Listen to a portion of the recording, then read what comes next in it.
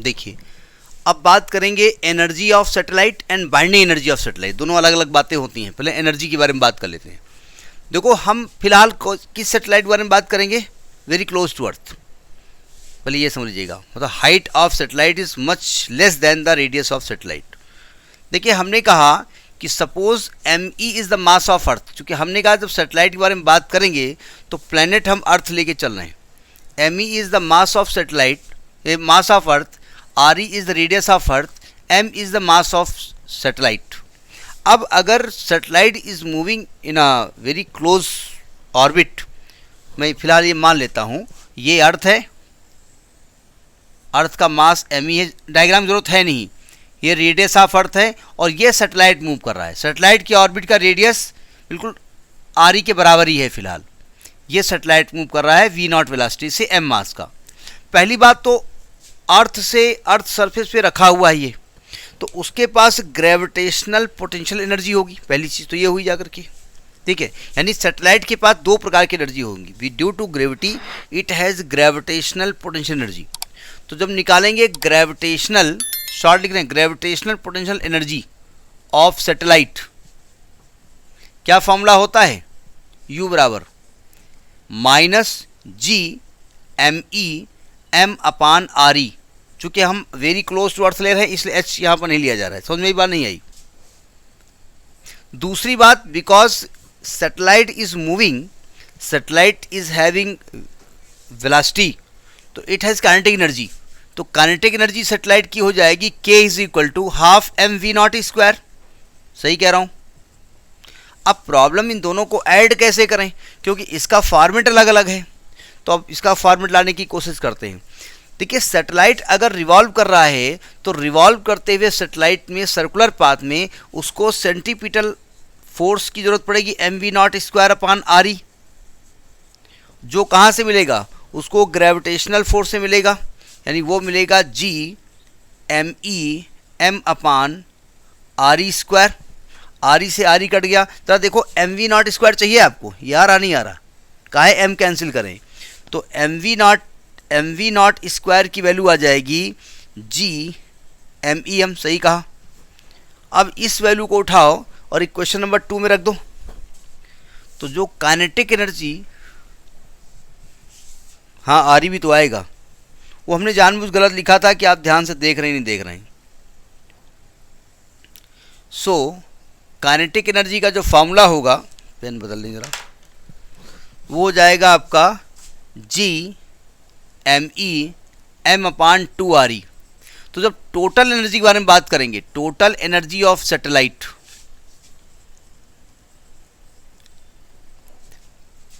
ई बराबर potential plus kinetic. Potential है minus G M E M upon R E और plus kinetic है G M E M upon 2 R E. अगर ध्यान से देखो, ये वैल्यू कंप्लीट है, ये आधी है और कंप्लीट वाली माइनस में है। तो इसको कैलकुलेट करेंगे तो आएगा minus G M E M upon 2 R E. तो ये टोटल एनर्जी ऑफ सैटेलाइट का फॉर्मूला हो गया। समझ में बात नहीं आई?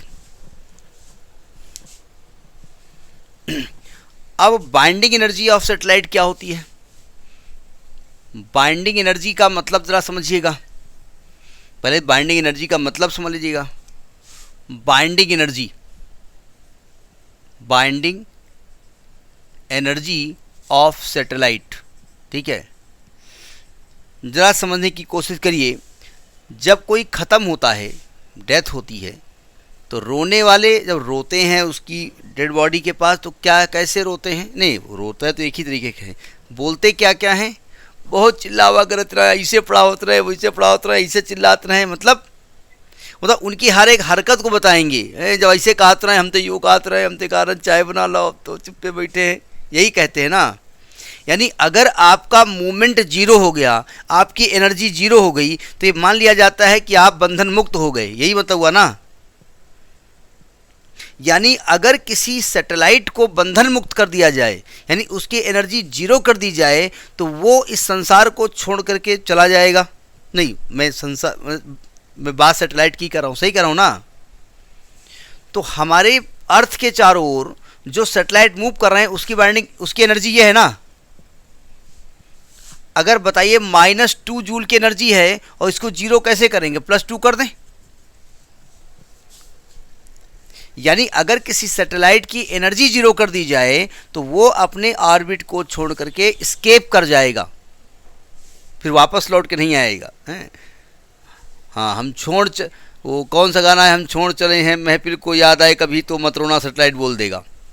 तो बाइंडिंग एनर्जी ऑफ सैटेलाइट जो होगी वो टोटल एनर्जी जीरो करनी है तो इसी को प्लस में कर दो, +GMEM/2RE, ये बाइंडिंग एनर्जी फॉर्मूला हो गया।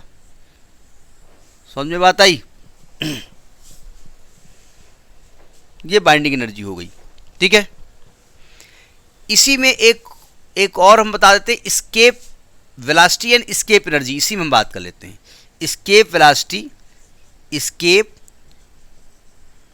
Velocity and escape energy of satellite, दोनों में अंतर है, ठीक है।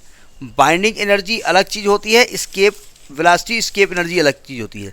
जब बता सकते हैं क्या होती है, कभी नाम सुने हो? एस्केप एनर्जी क्या होती है? सुनो ध्यान से, ये थोड़ा सा अंतर है यहाँ पर। आप सैटेलाइट ना लिखो, आप बॉडी लिखो, सैटेलाइट नहीं लिख रहे हैं, ऑफ बॉडी। देखिए, जब हम बात करें किसी बॉडी की तो वो बॉडी अर्थ सरफेस पे रखी हुई है ना, तो उसके पास केवल ग्रेविटेशनल पोटेंशियल एनर्जी होगी, ठीक है। हम जानते हैं अगर m मास की बॉडी कोई अर्थ सरफेस पर प्लेस है, अर्थ सरफेस पर हम h को 0 मान रहे हैं, वेरी क्लोज टू अर्थ मान रहे हैं, तो हम जानते हैं gravitational potential energy of body जो मूव नहीं कर रही है वो U बराबर होती है -GMEM/RE, यही होती है ना। अब अगर हमको इसे एस्केप कराना है, दोनों में अंतर है, यही कंसेप्ट लगेगा यहाँ बाइंडिंग एनर्जी में। बाइंडिंग एनर्जी में सैटेलाइट के पास पोटेंशियल एनर्जी के साथ साथ काइनेटिक एनर्जी भी थी, क्योंकि वो अपने ऑर्बिट के चारों ओर घूम भी रहा था, नहीं समझे? यहाँ पर घूम नहीं रहा, ये रखा हुआ है, तो उसके पास केवल इतनी एनर्जी है। अब अगर उसको आपको बंधन मुक्त करना है तो क्या करोगे? उसकी एनर्जी जीरो कर दोगे, ठीक है। तो अगर उसकी एनर्जी जीरो कर दें तो बंधन मुक्त होकर के स्वतंत्र विचरण करेगा, तो वही आपकी हो जाएगी एस्केप एनर्जी। यानी एस्केप एनर्जी जो होगी +GMEM/RE। समझ में बात नहीं आई? दोनों में अंतर है। देखिए, एस्केप एनर्जी और बाइंडिंग एनर्जी में देखिए रिलेशन भी एक आ गया छोटा सा। बाइंडिंग एनर्जी किसी सैटेलाइट की very close to earth, escape energy की आधी होती है। समझ में आई बात नहीं आई? अब बाइंडिंग एनर्जी, अब हमको एस्केप एनर्जी देंगे कैसे उसको? हम क्या कहेंगे? जाओ बेटा, चले जाओ बेटा। अरे गला वाला दबाना पड़ेगा ना उसको थोड़ा सा उसका ऑक्सीजन हटानी पड़ेगी ना हमको, यानी हमको कुछ वेलोसिटी देनी पड़ेगी ना। उसी को कहते हैं एस्केप वेलोसिटी। क्या कहते हैं? Escape velocity. नहीं, लोग दबा देते हैं। एक घटना हुई थी, हम ज़्यादा जानते नहीं हैं। अपना पिताजी बीमार, कोमा में, ऑक्सीजन लगी हुई रहती है। 31 मार्च को रिटायरमेंट, इसके बाद नौकरी नहीं मिली किसी को, तो उनसे कहा गया लड़के से ऐसा करो, 31 मार्च होने वाला है, 3-4 दिन पहले उनका ऑक्सीजन हटा दो। वैसे भी बहुत परेशान है, नौकरी मिल जाएगी। लड़का अगर हटा दिए binding energy, escape energy, escape कर गए, लड़के बाद नौकरी करे लग। सुना है हमने। अब कोई क्लेम करे कौन है, नाम बताओ, तो हम नहीं जानते हैं, सुना है। सुनिए, तो एस्केप वेलोसिटी क्या होती है? किसी भी बॉडी को अर्थ सरफेस से, बॉडी को, मैंने सैटेलाइट नहीं बोला, सैटेलाइट बोलेंगे तो फिर एस्केप एनर्जी में आ जाए, बाइंडिंग एनर्जी में आ जाएंगी। किसी भी बॉडी को अर्थ सरफेस से इतनी वेलोसिटी दे दी जाए कि उसकी एनर्जी एस्केप एनर्जी के बराबर हो जाए, तो उस वेलोसिटी को एस्केप वेलोसिटी कहते हैं। समझ में बात नहीं आई? यानी अगर आप वेलोसिटी वी दे रहे हैं तो क्या मैं कह सकता हूं उसको आप एनर्जी ½ दे रहे हैं, और वो किसके बराबर है? वो इसके बराबर है, GMEM/RE। m से m कट गया तो VE की वैल्यू आ जाएगी 2GME/RE का अंडर रूट, ठीक है।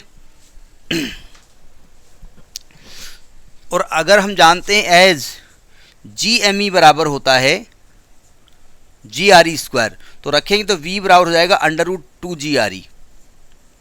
ये आपकी एस्केप वेलोसिटी है, और जब G और RE का मान रखा तो ये वैल्यू तकरीबन 11.2 किलोमीटर पर सेकेंड है, ठीक है। यानी अगर अर्थ सरफेस से किसी बॉडी को एस्केप कराना है, हम चाहते हैं वो अर्थ से अंतरिक्ष में चली जाए, वापस लौट के ना आए, तो उसको 11.2 किलोमीटर पर सेकेंड की स्पीड देनी पड़ेगी।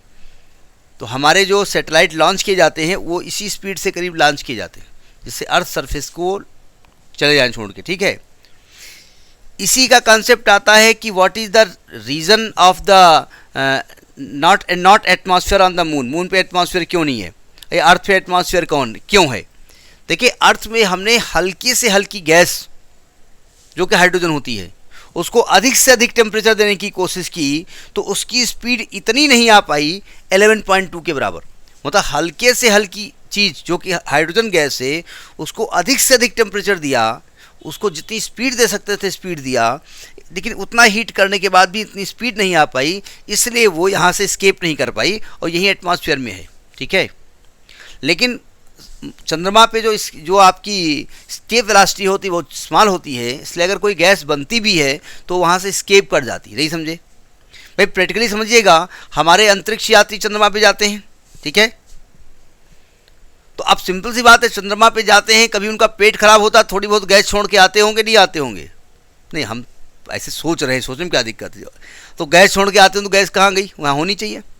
जब सेकंड कोई जाए तो कहे कैसा फील हो रहा, बोले बड़ी बदबू आ रही है यहाँ पर तो वो चूंकि नहीं, हम सोच रहे हैं कि भाई कैसा फील हो रहा है, बोले बड़ी बदबू आ रही है यहाँ पर, बोले अच्छा कोई साउथ अफ्रीका से गया होगा वहाँ पर। हम ये नहीं कह रहे साउथ अफ्रीका वालों से बदबू आती, मैं जनरल बता रहा हूँ।